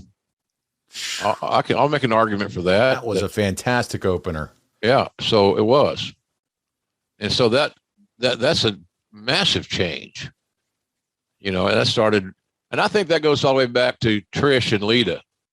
By the way, I saw Trish. She looked beautiful and was so engaging to the fans at the National Wrestling Hall of Fame up there in Waterloo, Iowa, a week or so ago. I was very happy to be involved in that. Very honored. Yeah, talk about that a little bit as we watch. Well, I received the Gordon Solie Award, which is nobody deserves a Gordon Solie Award but Gordon Solie, but I was honored to be there to participate. Right, I got the Luthez Award, I think, in 2011, which is the highest award that they offer, and that's what Trish won this year. She's the first woman to be given the Luthez Award, and so I was real proud of her. But it's a great organization. They have a great Hall of Fame. They got a great all kinds of great memorabilia, just terrific. And sit there and go to Waterloo, great hosts, or what you're made to feel like family. So anybody that's ever considering going to something like that, mark that on your calendar. Yeah, Waterloo, Iowa, and you'll never go to a friendlier, cooler event as a fan than this one. It's really cool. So she's recognized there at that event, but to your point, her and Lita really were trailblazers in terms of raising the bar for some of the stuff that we're seeing now. And as you mentioned, SummerSlam kicks off great. Now, unfortunately, it sounds like Becky Lynch has an injury that came out of it, but then we saw some fun angles that came right out of that. But it's an exciting time to see how dynamic and women's wrestling is right now, and the diversity, as you said. That's great. I'm excited about it. Yeah. And, and I'm happy that I got to sign the two women that broke that mold, that made their way to the main event at Monday Night Raw back in the day. And that was back in the day where a lot of guys are pissed off because it's the same mindset that male wrestlers had back in the early days when the women, or when Moolah booked the women, and they'd come in, 2-3 times a year to your territory. And it pissed all the men in the locker room off because their buddies were unbooked that week, and they weren't making any money if they weren't booked. And so the women got all the heat. That's why they had to dress in closets and janitors' closets and just treated like crap. And I always look forward to the day that would change, and it has changed. So now you got women that wrestle like men, and you got some men that lock up like women. Figure that out. JR, as I sit here and we continue to watch this together, and I saw Arn Anderson doing his thing before he came out, one of the things we haven't even talked about yet, and we've mentioned StarCast and Ric Flair and all this, buddy, the Four Horsemen reunited all on stage for an amazing stage show. If you haven't got it, you can still order it on Fight TV, by the way, and watch all this stuff. Right. But Arn, Tully, Luger, Wyndham, JJ, Rick, all of them on stage for well over an hour and a half, telling stories, reminiscing. It was so awesome to see them all together. Yeah, I missed that, but I'll try to go back and catch it because some of my favorite guys, no doubt. Conrad had a custom Jim Crockett Promotions backdrop, the stage that you used to speak in front of at 605 on Saturday night, done full woodwork, built to the hilt for them to do all their pictures and staged and constructed. It was just so impressive. So yes, I'm shilling for this event because these are opportunities as fans. If you're truly a fan of that era of wrestling, you have to take advantage of the opportunity to see. You're not going to see guys like this all together at this. Well, it's impossible. Yeah, because we have the thing called our mortality rate. That's absolutely right. We're not all going to be here forever. So when you get a chance to see somebody in an environment like that, or go back and watch it on demand or whatever, then do it.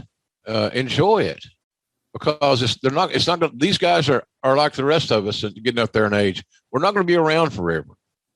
And I'm not a negative guy, but the reality of it is that we're just not going to be around forever.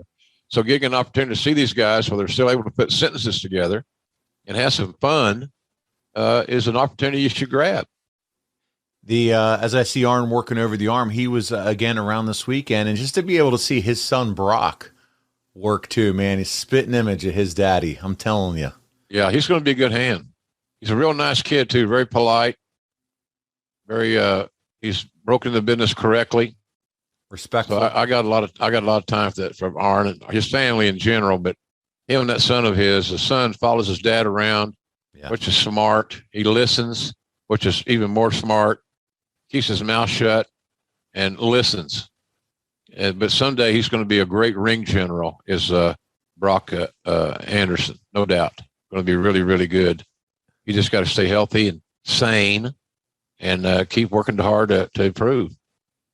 You got Arn here and Flyin Brian and roll it forward. All these years later, you have Brock and Flyin Brian Jr. doing their thing. Yeah, it's pretty cool. Isn't that cool? Yeah, absolutely. Watch this. And I thought that a lot of those younger guys like Brian Jr. and Brock Anderson realized the opportunity they had on Sunday night in Nashville, and they took advantage of it, which I was really proud to see. All under the Jim Crockett Promotions umbrella, which is just amazing when you think about that, especially if you're a fan of the nostalgia, which is what we're really all about here as we look back on a lot of these old school classic matches. It's been a pretty solid match, actually. It has been. They haven't gone down into abyss. They haven't languished. They told a pretty decent story. They're trying to make tags. They're trying to do logical things. And there's a quick tag. Larry was there in the right spot at the right time. Your buddy Larry Zbyszko. He's in. The Savat kick. Oh yeah, he's got his routine down. Larry's funny. He's very intelligent, crazy, a little eccentric. Gotta love him. When's the last time you talked to Larry? Long time. I don't know. Too long. And no particular reason. Just that's the nature of the wrestling business. Unless you go to an event like Rick's and over the weekend, you don't run into each other as often. Now, as I mentioned earlier, these appearances are becoming very lucrative. I mentioned I'm going to be at the New Jersey State Fair this Sunday afternoon, and which I'm looking forward to. But it's just we don't cross paths as much, and it's just the opportunity there to renew and maintain your relationships doesn't exist as much as it used to, unless you go to one of those autograph shots, and then all bets are off, because then it's just like class reunion. And that's the one thing I noticed, JR, is all the wrestlers, maybe when they have a little downtime, they all can't wait to connect with each other this past weekend. They're all going over and hugging and going and visiting each other and reconnecting. That's using good. That opportunity. So that was really cool too. You saw Paige and Lita, and because Paige was there and she was connecting with Lita and Tennille Dashwood, who was Emma, and all of them just kind of visiting with one another, and it was just cool to see that. And somebody said Paige looked really good too. Like I say, she was ready to go. She looked great. She had a great panel discussion as well. Said, I'm not ready to sign anywhere right now wrestling. She's diving into some other things in life. It's great to be a free agent. But she did say, she had a soundbite where she did say that it would be cool at some point to eventually step in the ring with the doctor, the DMD, Britt Baker. Absolutely. So, man, that it's would a no-brainer. Awesome. Yeah. It's a no-brainer, man. That would be a match that I would pay to see. And we hope so. I mean, they've come a long way with what they can do in the medical world. So we really hope that it can work with her and her neck. And, man, how fun would that be? You just got to be smart and work around it if that is an option. If there's no option, then there's no option. You just forget it and move on. But if it can be worked around intelligently and strategically, I'd love to see that matchup. Without a doubt, and there's a lot of other dream matches that could happen as well. They're continuing to work on Zbyszko's arm. They are really cranking on it, and this is how you're going to end up seeing this match. They're telling a story. Yeah. And Larry's right-handed, so they're working on his left arm. Makes sense. The dominant arm is the right arm, so they selected the left arm to focus on, and it's pretty smart strategy. By the way, the off-the-top rule was waived for this this particular match. That was a rule back in these days that you couldn't come off the top rule. But that's waived. They're allowed to do that.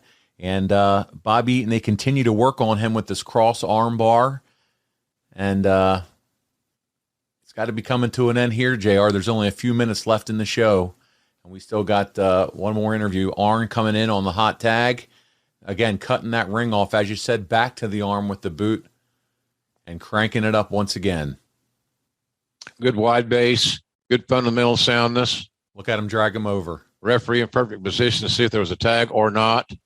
Fireman carry, old school. Nice takedown. Works just about every time.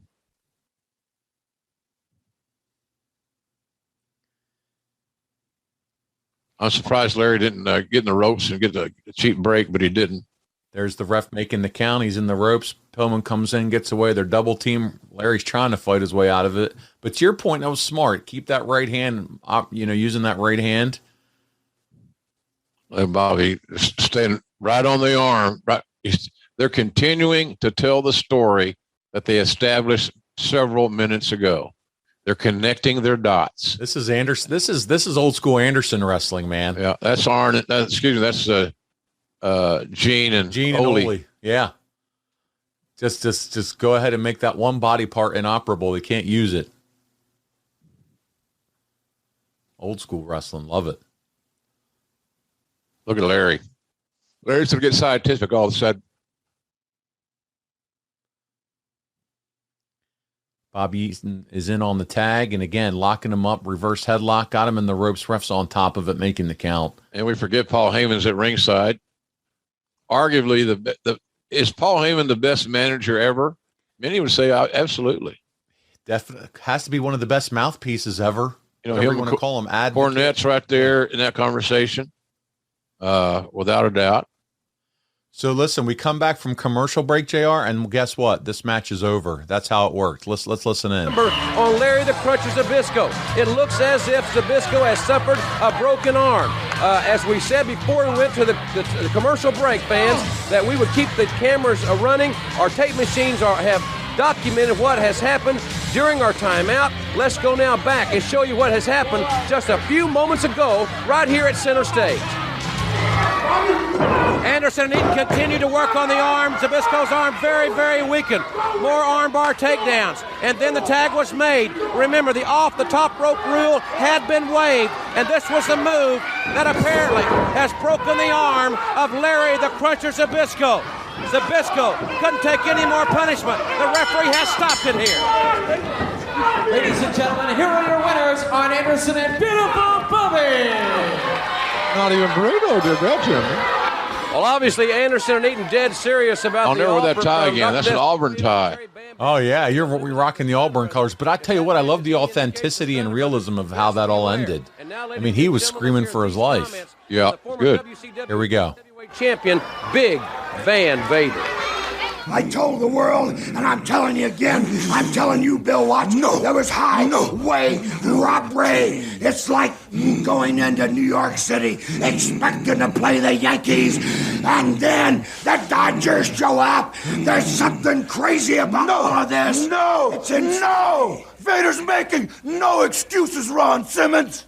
You are the heavyweight world champion, but Vader, he fears no man and he feels no pain. Ron Simmons, you were an All-American. Vader was an All-American. You started this war, and now Vader is going to end it, brother. I'm coming after you. I want it back. I want it back around my waist. Come and get me, Ron. I'm standing right here. Let me tell you something else, Simmons. You started this war, and this man right here is going to end it. We're not going to stop short like they did in the Gulf War. It isn't over.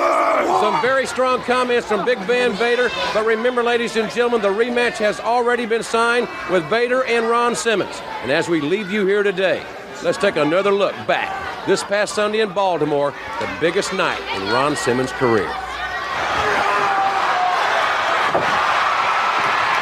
Simple, huh? Watch this. So simple. Boom. And Vader beat him up. He got to his feet quickly.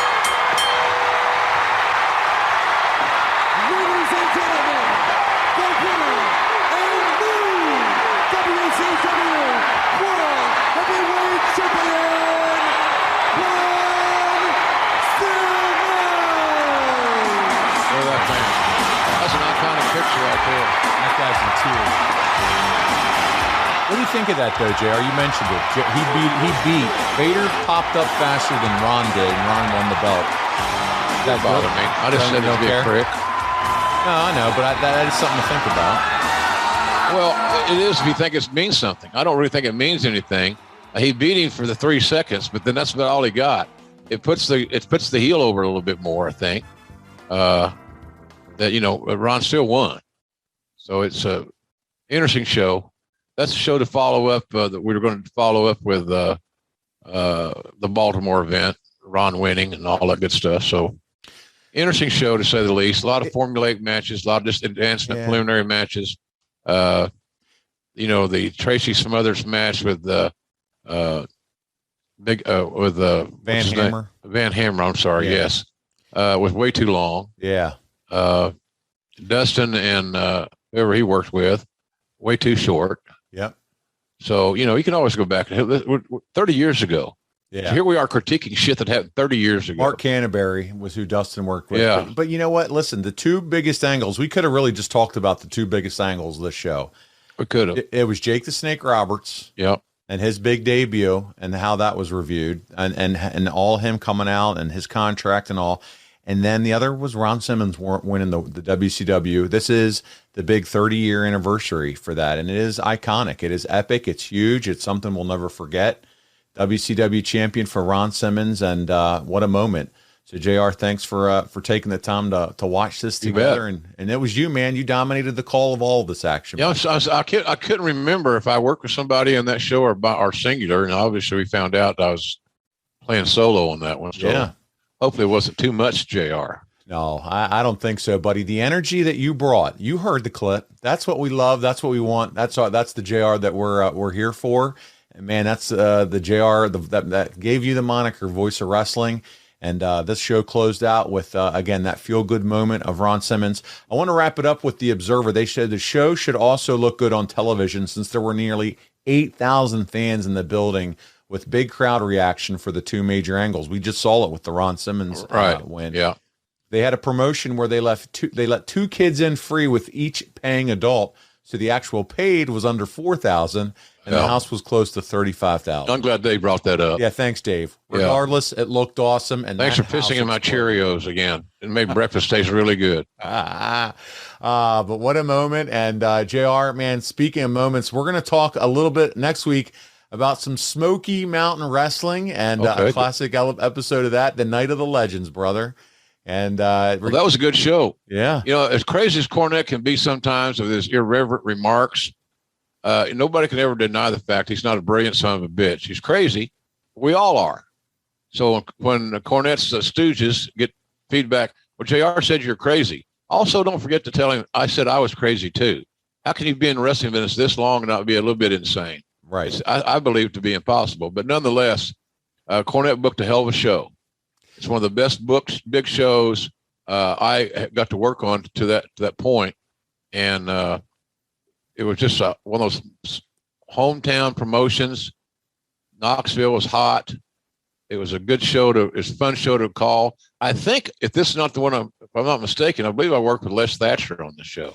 I have some highlights here for you that I'm going to run through because I want our audience to know what they can expect. It's your return to announcing and your debut for Smoky Mountain after you're let go by WWF. But you got Bob Orton Jr. and Dick Slater. They take on the Mongolian Stomper and Ronnie Garvin in the Legends match. You have the Gangstas. They're there cutting promos. You got a grudge match between the Heavenly Bodies. Yes, my guy, Dr. Tom Pritchard and Jimmy Del Rey. They're going to take on the Thrill Seekers, who you know very well, Chris Jericho and Lance Storm. All right. You got the Rock and Roll Express taking on Primetime Brian Lee and Chris Candido with Sonny, Tammy Fitch. And then the return grudge match, hair versus hair. Man, it's all kinds of classic wrestling and classic JR. So I can't wait, buddy. Yes, it was a fun show to broadcast. And I had taken a little sabbatical. Getting back in the game was kind of cool. And, anytime you're doing one of Cornette shows, that you don't have to book or be involved in creative. Because here's the thing. He knows what he wants. And that's good enough. That's good enough for me. If Cornette booked it, I'm going to call it. And I don't have take any exception to that. Yep. He doesn't, I know he's not a fan of AEW, which I'm sorry to say that, but it's the way it is with him. But what's that mean? It means one guy doesn't like it. And he's got the right to his opinion. And he's got an educated opinion. It's not his taste. Yep. No, it's not his taste. So what it is. In any event, yes. But it'll be a fun show to do. And you're going to see some really good wrestling, great execution. And again, Cornette was played the role of Conrad Thompson back then. He was a one-man band. Yeah. He did everything there was, selling advertising, putting out cards, actually promoting like you're supposed to promote it. So we'll talk a lot about that, but this is a good card and very well booked, and I think fans are going to enjoy it. You're going to see some guys that you say, I didn't know that guy was that good. Yeah, well, there was a lot of good ones back in those days, a lot of talent, and some of them didn't get the chance to display it as much as they probably deserved. Well, and not only that, we're going to touch on how it even happened for you to be down there and what was it like working for Jim Cornette. So definitely tune in for that. JR, before we get out of here, 2 quick reminders. Number 1, adfreeshows.com, early, ad-free, video. Not only that, bonus content. You get Mike Chioda. You get Dr. Tom Pritchard, who I mentioned, his show, The Monday Mailbag. So much other content. Rebel, DMD Sidekick, she has a show on there that you can check out every other week. So much bonus material. Kevin Nash is a part of the group. Mick Foley's a part of the group. Continues to grow. And JR does bonus shows over there all the time, every single month. So check it out, adfreeshows.com. But I want to talk about JR's BBQ.com, JR. I think you should. I think I should because that's where it's at, brother. That's where it's at. Well, it is grilling season every in my world, every day. When I can grill, I grill. I'm getting ready to make a trip back to Oklahoma soon, so that'll be nonstop grilling on my outdoor kitchen. But business has been really good. We're out of for a few weeks there of couldn't keep up with the demand for the damn mustard. So the business has been really good. I really am grateful. JR's BBQ.com. We always have specials.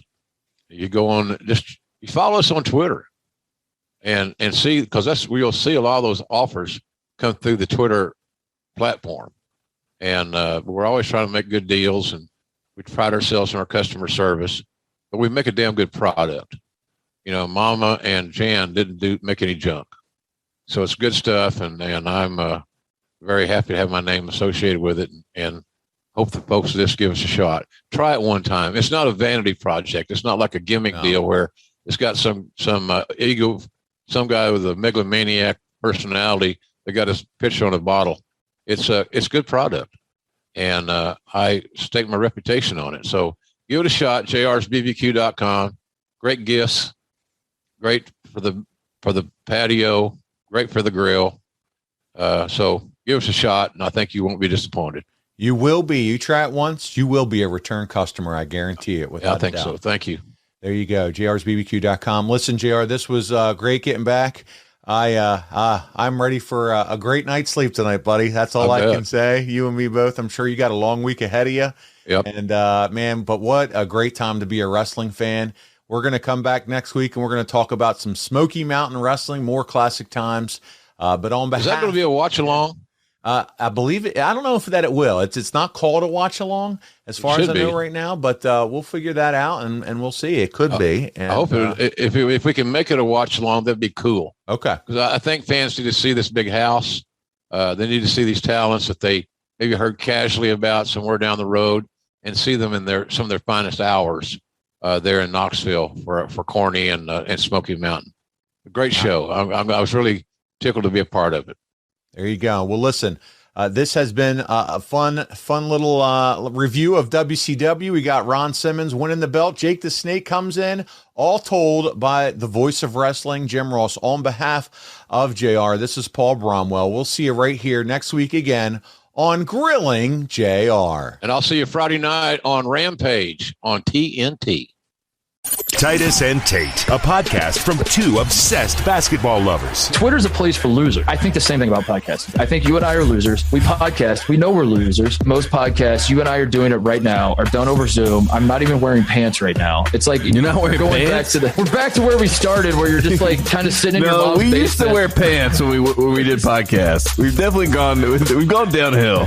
More than just analysts and stats. Titus and Tate. Listen wherever you get your podcasts. That's Titus and Tate. Listen wherever you get your podcasts.